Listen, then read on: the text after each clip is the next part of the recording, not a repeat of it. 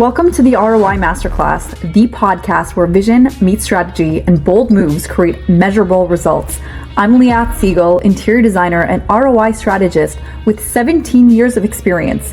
I help businesses transform properties and ideas into high-performing assets. This show is specifically for real estate investors, hospitality operators, and boutique developers who aren't afraid to take risks, challenge the status quo, and demand a return on every decision they make.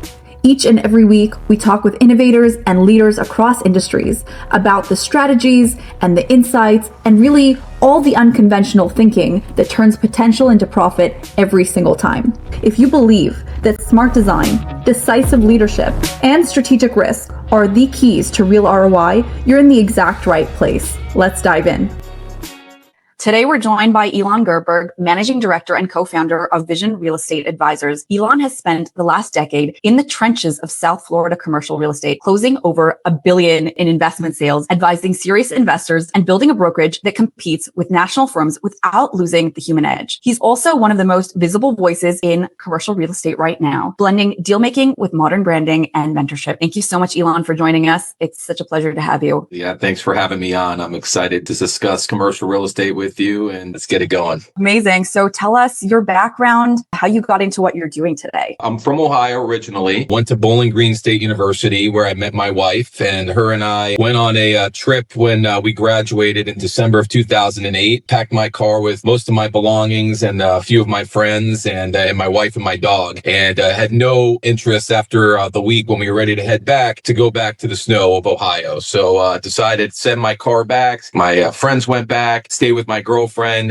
They had warned me that I would probably have to get married to her, and I was making a huge commitment by staying along, which eventually happened. But Florida's been absolutely great. I decided to stay on, and at first I actually interviewed to get into commercial real estate, but as a guy out of college, I had no money, and they basically told me, Elon, I don't know if you're ready for this. You're not going to be making any money at first, or very little. And at the time, I was living with my wife, or my girlfriend at the time, and my mom, and I was like, well, that's not going to work. I got to get my own place. I got to get some money. So did a few jobs. I worked at Enterprise Rent-A-Car for a little while, worked at ADP selling payroll. And then ultimately, when I found out that my wife was pregnant, I decided I always wanted to get back into commercial real estate. And I wanted an avenue where as long as I put the work in, there was unlimited income potential. And so ultimately went back to commercial real estate. And I went back to where I first interviewed at Marcus & Millichap and started my footing in commercial real estate in sales under a top team there at Marcus & Millichap in their Fort Lauderdale office. Was there a major shift in that whole process? Like, you gave it to us very quick, and I'm sure that there was a lot of learnings through that journey. Was there anything specific that kind of shaped where you are today? My entire road traveled prepped me for who I am today. And commercial real estate, regardless if you're on a team or if you're, it's very entrepreneurial. You're essentially, you got to get yourself up in the morning. There's no clocking in and clocking out. Nobody is telling you where you have to be. But ultimately, if you want to make a lot of money, the harder you work is the real true differentiator in this business. And so that's what I always really liked about it is, as long as I put the work in, I felt like I would be able to reach success. And so that's what my other stops along the way really prepped me for. For example, when you're at Enterprise Rent-A-Car, anybody who's been at Enterprise out of college and lasted more than a few years there, I have tremendous amount of respect for them because I know what it takes. You're doing everything from,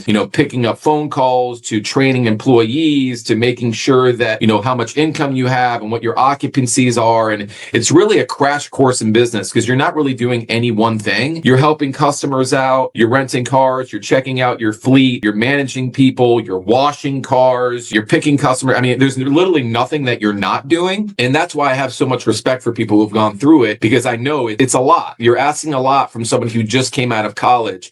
And if they have the grit to, vacuum a car with their tie on while it's getting sucked into the vacuum, and you're also got a phone in your pocket that's cordless because, if a call comes in, you got to make sure you answer it by the second ring. Things like having 100 reservations and you have no cars, like not panicking in the moment and being resourceful. And all those things are attributes that I picked up while I was at Enterprise Rent-A-Car. And then from there, I got into payroll, which is very similar. At ADP, there's no real hours, right? It's all about hunting and down what you want to eat and, running your own business. Between those two positions that I had in my life, it really prepped me for having grit and being a self-starter, which I think is absolutely paramount if you're going to get into commercial real estate. Because again, there is no safe haven of a salary. There's nobody that's ready to pay you money. It's all, can you outgrind somebody, especially when you're first starting? When you're first starting in commercial real estate, it's very difficult to get started because you've never sold anything. You don't have anything to sell. You have no track record in the market. So how do you get your footing in there and get somebody to trust you? Because ultimately, the only way you get paid is if you have inventory and you sell it. To put a bow on it, I think our life and the stones, they're columns that you're building brick by brick to get to the next phase in your life. And I feel like,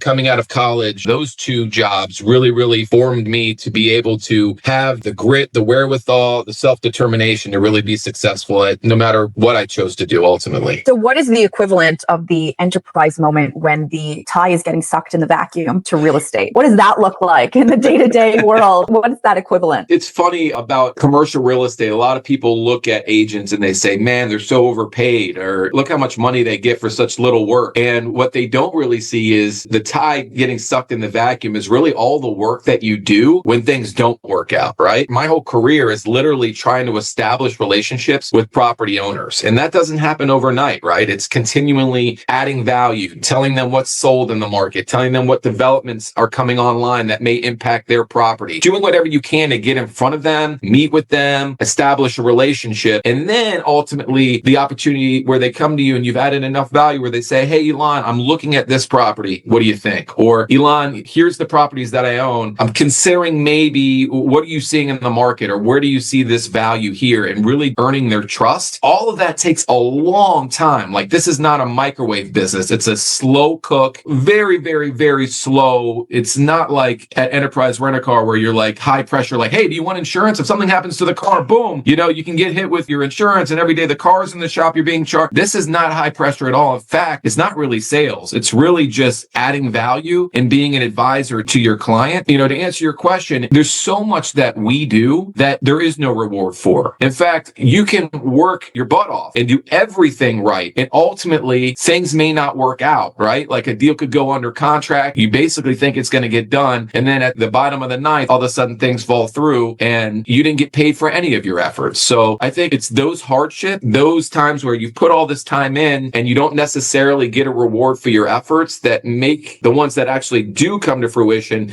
that much sweeter. And I just don't know if a lot of people see it, but if you're going to be successful in this business, you can't get too high on your emotions. You can't get too low on your emotions. You really just got to do the right thing, stay even keeled, put your best foot forward and do the right thing and let the chips fall where they may. Sometimes it leads to a paycheck. Sometimes it leads to life lessons. How do you stay motivated? The journey that you went through, starting from literally nothing and getting to over $1 billion in closing, how did you maintain that equanimity? Thanks to my wife, your partner, whether it be your business partner or it be your partner at home, is so important. Maybe one of the most important decisions that you'll make, because if you don't have that support at home, there are very tough times. I think in my first year, I made like $9,000, right? And you have to have that self-belief system and the belief system of your support at home that says, don't worry, keep going. I know you got it. You're right there at the 1 yard line. Just don't get discouraged. If you don't have that person in your corner cheering for you, it's very easy for you to say, you know what? I need to get money. And this just isn't working out. And I see it in this business all the time because it really is probably a 90% turnover ratio amongst agents. Most people don't make it for that exact reason. So number one, I think it's important that you have the belief in yourself. You have that support at home. But for me, this all started when, I decided to go into commercial real estate when my wife got pregnant. Like literally, she told me she was pregnant. I quit my job that day and I said, I'm going to make it in this business. I don't have a choice. And I think putting yourself in that position where it's like, it's make it or you're screwed. And I'm not going to get screwed, right? I'm going to make it. To me, I think is the most important thing that you can have is that motivation factor of I have a family to feed. I have obligations and there's a certain standard of a life that I want to live. And if I want that ultimately, if I want that goal and I want to achieve it, there's no excuses. It's either you get it done or you failed, and failure is not an option. I love that. They call it burn the boats. I just heard that analogy recently where you just burn the boats. There's never going back. That's no life rafts. Exactly. Yeah. Exactly. What you shared with us before was that relationships are really, really important for building trust with with investors. Are there any other aspects like systems or other key components of what sets you apart from other agents out there? I think nowadays, especially, and I do a lot of interviews, you have to be very regimented, you have to be very disciplined, and you have to be okay with rejection. And a lot of people don't like rejection. And if that's the case, sales, and especially commercial real estate sales, are not going to be for you. This business, it's an easy one, but it's hard to do. It's like me and my partner Adam, whenever we interview people, it's like you talk to The Rock and he'll tell you, you want to be humongous? You want to be,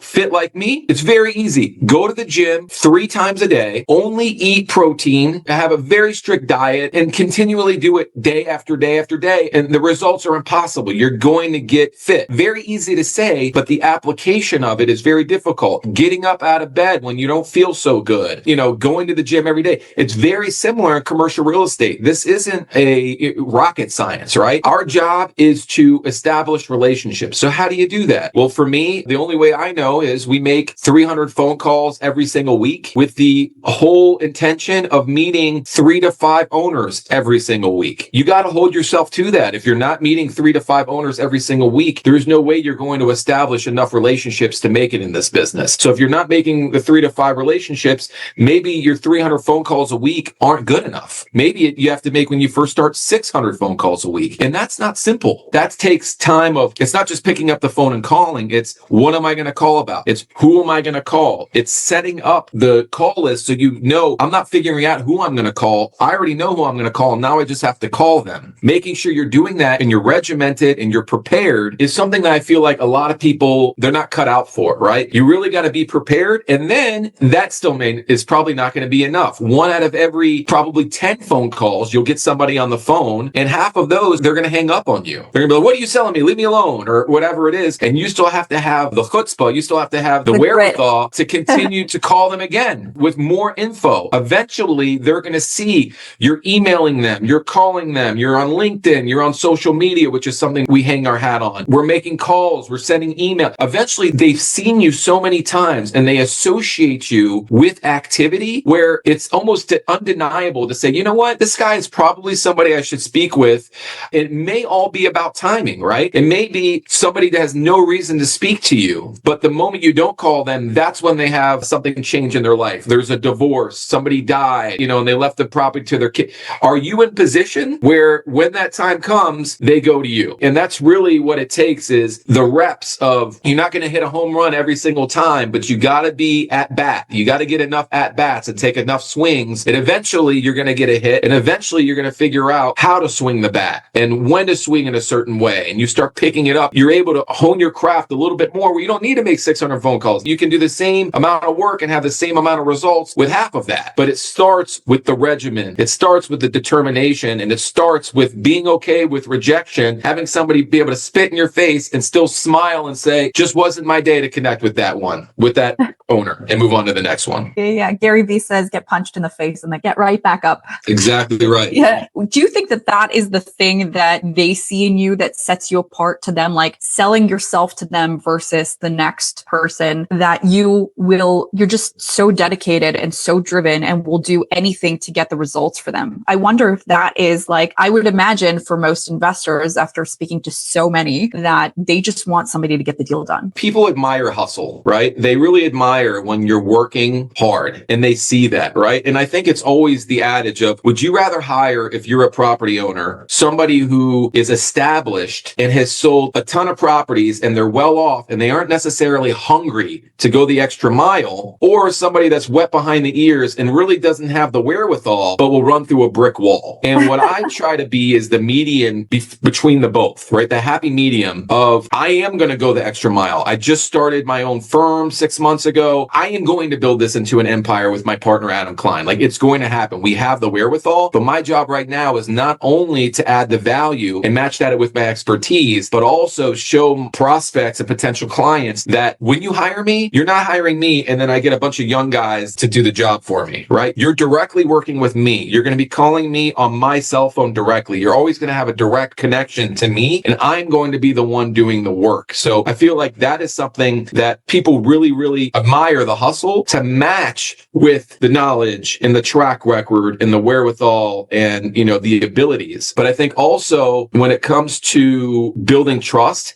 this business, again, has no salary. So to totally detach yourself from your personal gain, like, I need this to close, I need this paycheck, I got to pay for this and this and this. The moment that is your mentality, a client can very quickly feel that. They don't feel like they have your best interest at heart, as opposed to when you say, you're in a contract with somebody and they say, I need $250,000 off or I'm leaving, and you don't have anybody else. For you to be the person that's detached from everything and say, Mr. Seller, I know that we're under contract, let this guy go. We got 100 others that we can find, no problem. Even if you don't, if you feel honestly as an agent that the seller is doing something that they necessarily shouldn't do, you always got to do right by the seller or your client, regardless of if it means a paycheck for you. People respect that. They feel that. When they feel like you're on their side and you're in the trenches with them, not that you're focused on just getting a paycheck, that's how you turn a client into a repeat client and somebody that really trusts you. And that's really what it takes in this business. Is you could sell a property for one person and then it's over. Well, where's your next paycheck going to come from? Well, really the way that you make a career out of this business is by establishing trust within your clients and making it so they realize that you're not in it for your paycheck, but you're in it for the long-term relationship. And,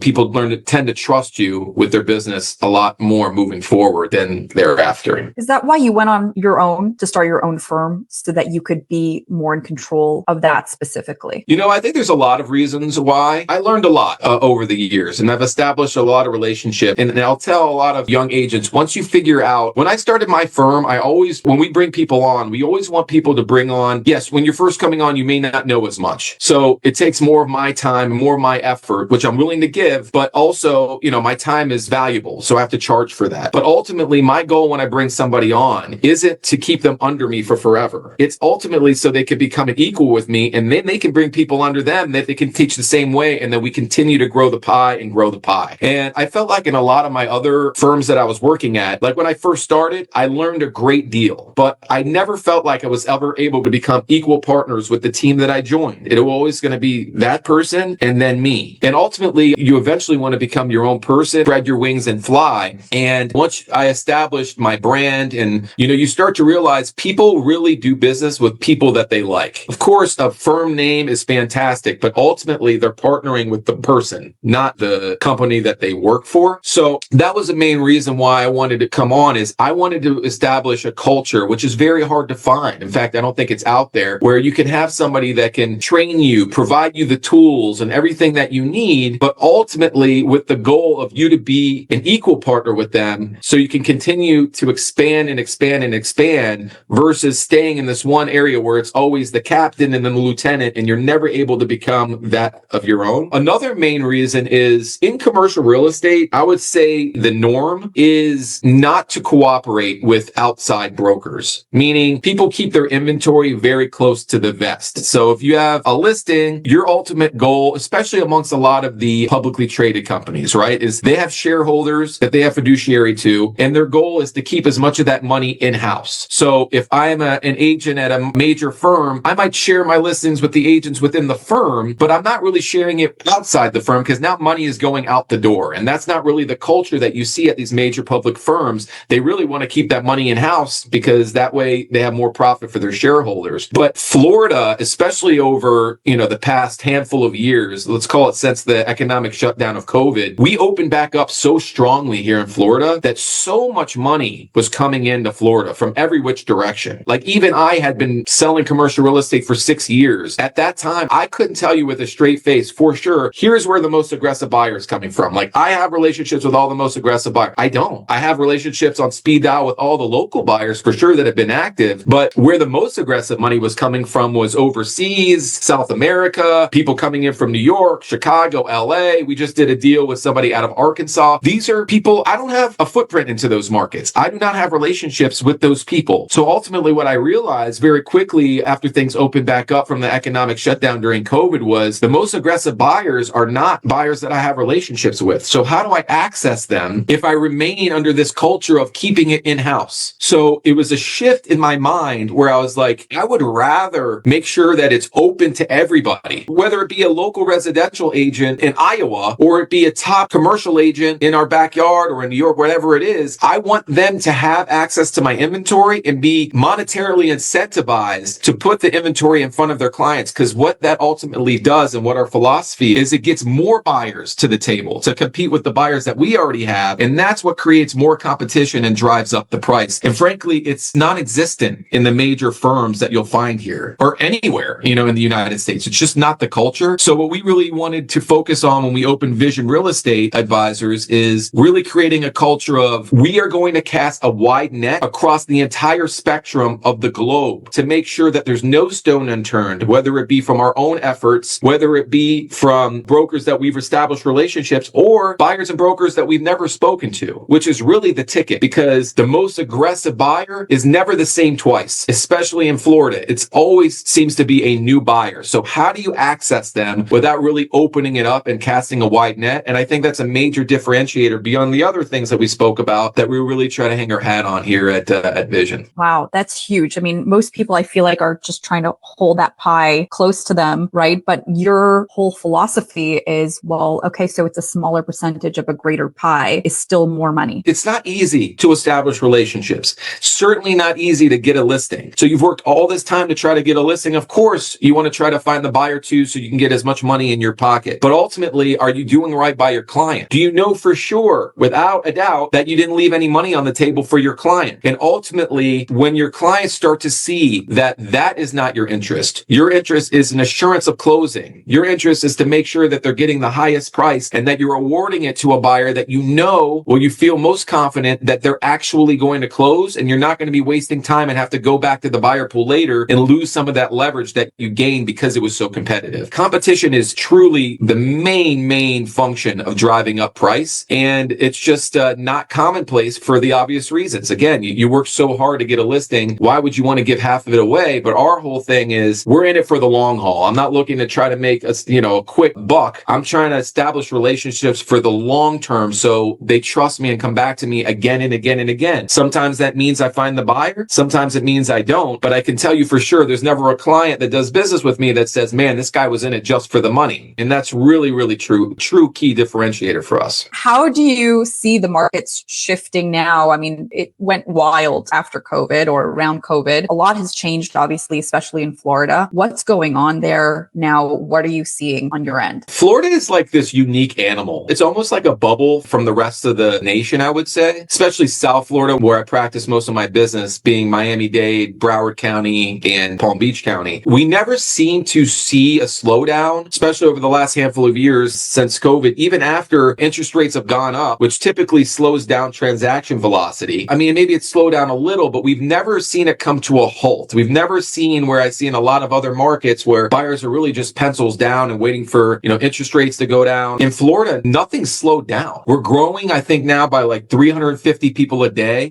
net. And these are people who have the wherewithal, they have the wealth to be able to move their lives down here. So these are not people that we're gaining that are struggling economically. These are very affluent people that are moving here. And those people that are moving here, they're looking to place capital into South Florida. And the biggest thing, like Dwayne Stiller of Woolbright, he puts out a great blog, and he had a speech that he gave out the year before last, the Orlando, Florida ICSC, the International Council of Shopping Centers Conference. And it was all about how people continue to move here in Florida, but they're not building fast enough to keep up with all of the population that's moving down here. They say you need about 25 square feet for every person that moves into the area that you gain. But we're only building to the tune of like 10 to 15 square feet per person. So we're not keeping up with the demand. Vacancy is very, very tight. And as a result of that, simple supply and demand. If you have a lot of demand for space, leasing space, and there isn't a lot of it, rents are going to continue to go up. If there's a lot of demand for commercial properties and they're not building much new supply, the demand is going to continue to go up while the supply stays the same. So for me, I'm very bullish on Florida. I know there's some people who have the mentality, wait and then buy commercial real estate. Whereas in Florida, I think it's buy commercial real estate and then wait. You can feel pretty good that it's going to appreciate because we're continuing to grow. And in South Florida, we're landlocked between the Everglades and the ocean. We only have so much land. So it's not like there's a bunch of undeveloped land. If anything, maybe we're under demolished. That's the only way you're going to find land, demolishing old land that needs to be, or the buildings that need to be repurposed. But the demand is here and the supply is limited. So to me, Florida, especially South Florida, is a sound investment. Now, obviously, there's always nuances to, to where the property is or if there's deferred maintenance or how much money you have. I mean, no property is apples to apples, but if you look at the basic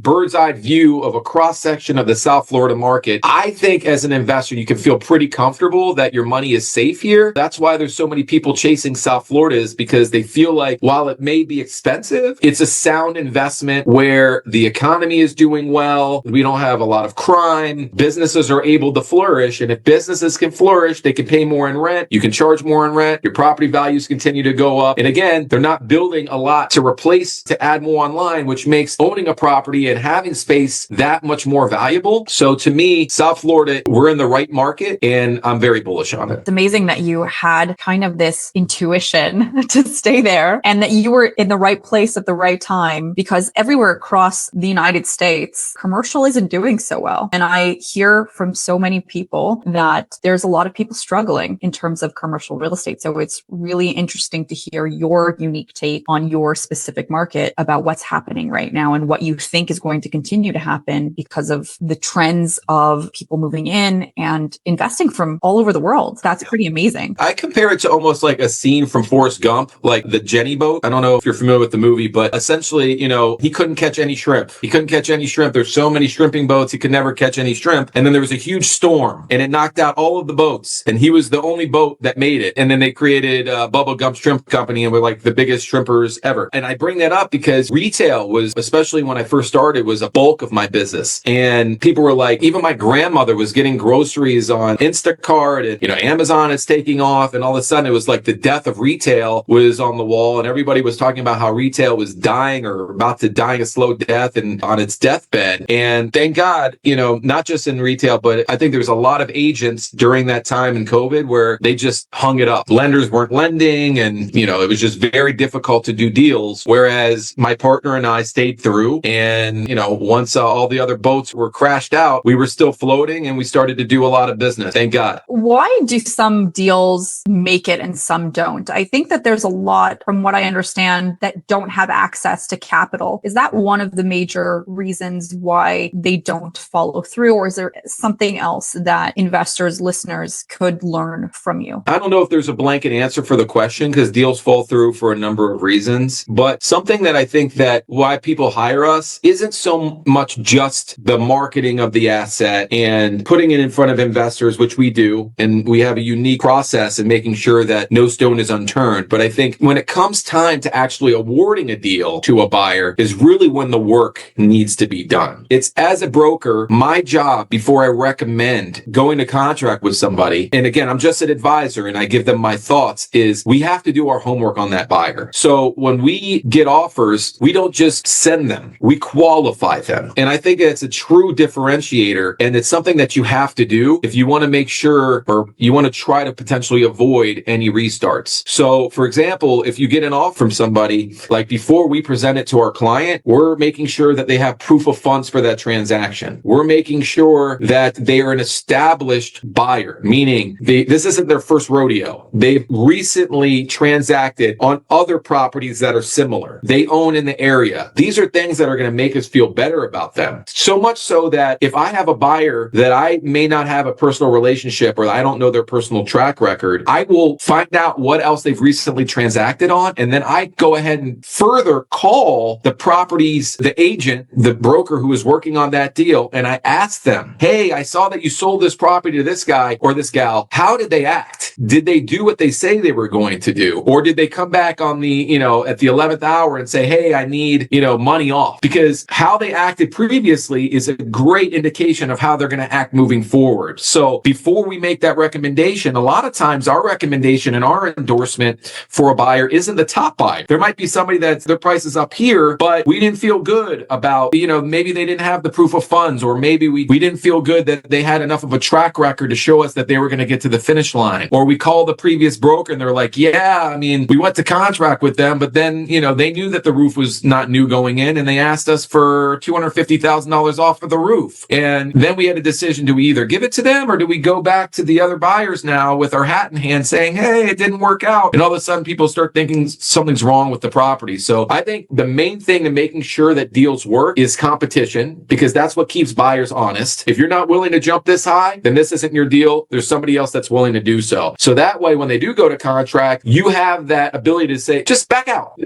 You want money? Back out. We obviously wasted our time here. I got 9 people who are chomping at the bit, ready to be in your shoes. And it makes them say, well, never mind. Maybe because it's that fear of loss that if you don't do the right thing, you are going to lose it to somebody else. So that's why casting that wide net goes back to what we did before is so important, but also doing your homework on them to make sure you know who they are and you feel good that these people have done this before. They acted correctly before. We feel good about it. They have the money. We're going to endorse this buyer because we feel very good about their track record and their past experience and how they've acted in the past, that they're going to get to the finish line and we're not going to have a restart. I think that owners, when they decide to sell a property, they really need to understand what their broker's process is to ensure that is being done. On the front end with the competition and making sure everybody has a fair shake at the deal and it's being broadly exposed. And then before you actually award it, making sure that you're doing all your homework on them and that you feel good about endorsing them and going to contract with them so there's no surprises. Because typically, if somebody asks for a concession or something and they did that in the past, it shouldn't be a surprise, right? Like, this is their MO. This is how they handle things. There's buyers that come in, they're like, no, I'm going to do what I'm going to say. And this was my price. And I knew this going in. And that's also why, as a broker, you really want to make sure that you're upfront with anything that may be wrong with the property. Tell them up front, but build that competition to say, and if that's a problem for you, then this is probably not your deal, because everybody else still really wants it and they know about this issue. And that goes back to building relationships, because when people trust you, when you're going to say something, even if it might mean you losing the deal or not going through as fast as you want it to, they're going to trust you because you're advising them. It's literally the firm that you've built, the advisory, is telling them what is the right path, even if it means not getting the deal done or getting it done faster. Absolutely. So what are your, to summarize everything that we've spoken about today, what are your 3 top tips for investors that are looking to either sell or buy a property? What would that be? Oh, there's so many. To layer it down to 3, I would say first and foremost, you're an interior designer and you understand the value of making sure that you're investing in, I think your whole MO is invest in it now because it's going to return ROI later. You're not looking to put money in that's not going to show up in dollars later. If they're ultimately looking to sell a property or they're looking to lease a property,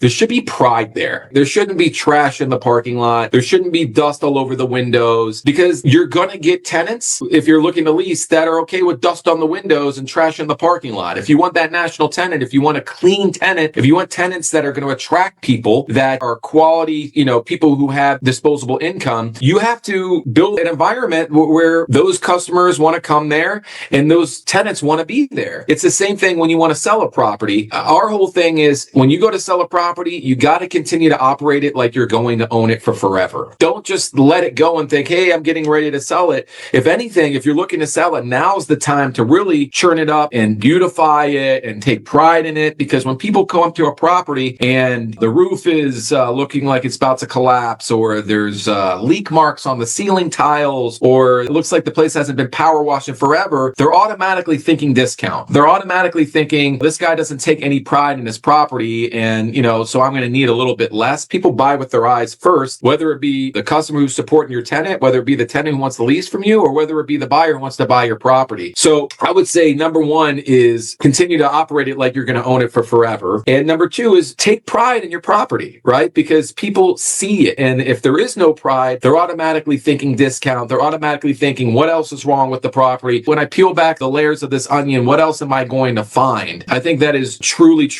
needs to be a priority for you if you're a property owner. And then I think also, as a property owner, it's important for you to keep your finger on the pulse of the market. What are your competitors doing? If you start losing edge on what other shopping center or other warehouse owners or office building owners are doing, or how they're overcoming challenges, or what challenges they're dealing with, you can get behind the 8 ball very quickly. Tenants start going over there because they're doing something that you're not. Something very simple as, on October 1st, Florida stopped charging sales tax on rent. So for you to be able to go to all your tenants and saying, hey, just want to let you know, you're getting ready to get a relief in rent to the tune of, what we're not going to charge you for sales tax anymore. That didn't even really come out of your pocket, but by being an owner, being in tune with the market, and being able to go to your tenants and say, hey, guess what? You're getting ready to get a discount on your rent, and it's starting October 1st. That's a value that you can add to your tenants that didn't cost you a dime. But you don't know that unless you're in tune with the market. You don't know if you're charging too much for rent, if you don't know what your neighbors are charging. So that's why I think it's important for you to either know what's going on in your market, or establish a relationship with somebody like myself, a professional who is constantly turning and burning and overturning stones and having conversations conversations with other owners, and they know in real time what challenges they're dealing with and what's going on in the market, so you can lean on them for that valuable intel. I don't know if that was three things, but I think that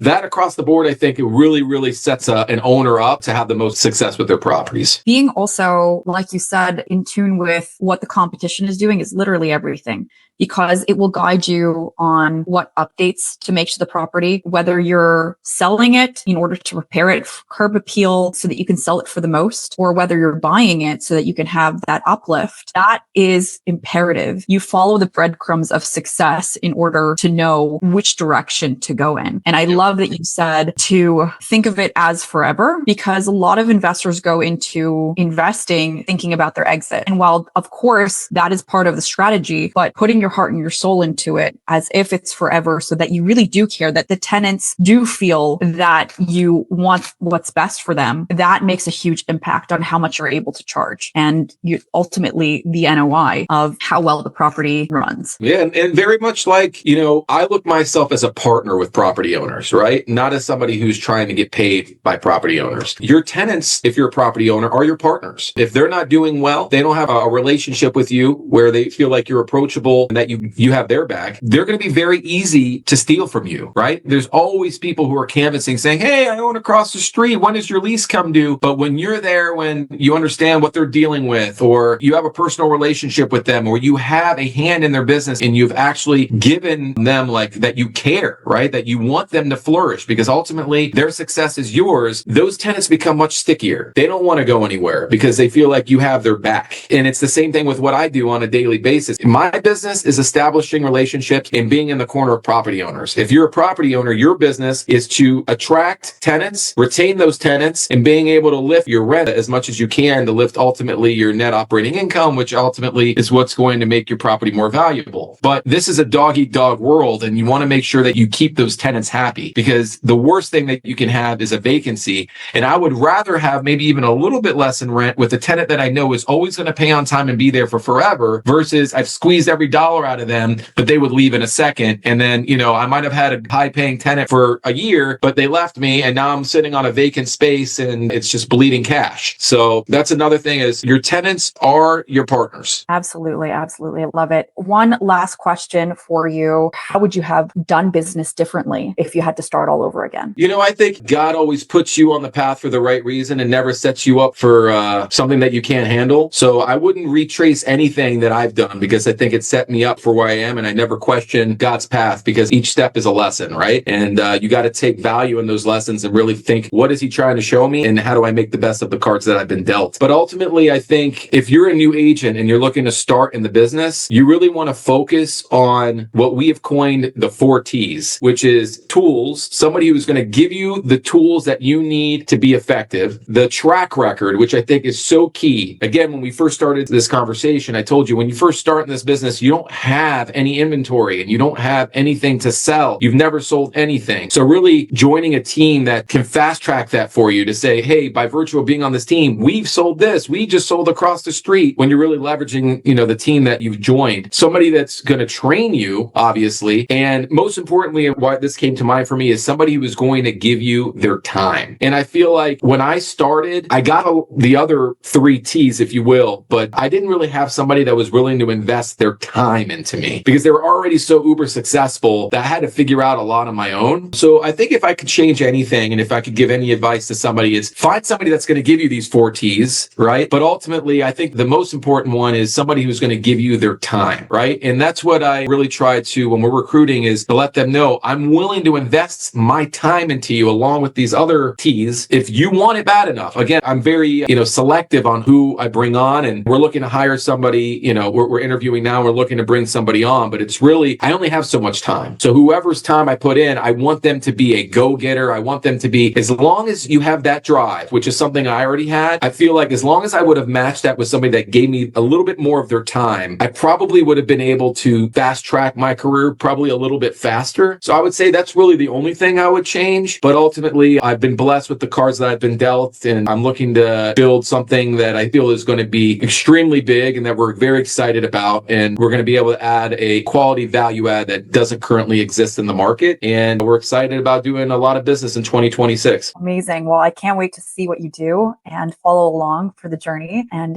if our audience wants to connect with you, they want to invest in South Florida, how can they connect with you? So we're very active on social media. We try to post every single day, adding value to our clients. So first and foremost, follow us on social media. Elon Gerberg at Elon Gerberg is pretty much my handle on all platforms, but you can also check out my Linktree, linktree.com/Elon Gerberg. And then also you can go to visionrea.com. All of our exclusive inventory is on there. And we're going to be bringing out a ton of inventory in 2026. And if we can be a resource, regardless of whether we do business now or never, again, this is a slow cook and we're always looking to add value to our clients. So if you're thinking about investing in South Florida, if you're looking at a deal, even if it's not one of ours, happy to, shed light. There's not a rent roll we haven't seen in South Florida. We know the market like the back of our hand, and we're happy to be a resource for you. Amazing. Thank you so much for joining us, Elon. It's been a pleasure. Yeah, thanks for having me.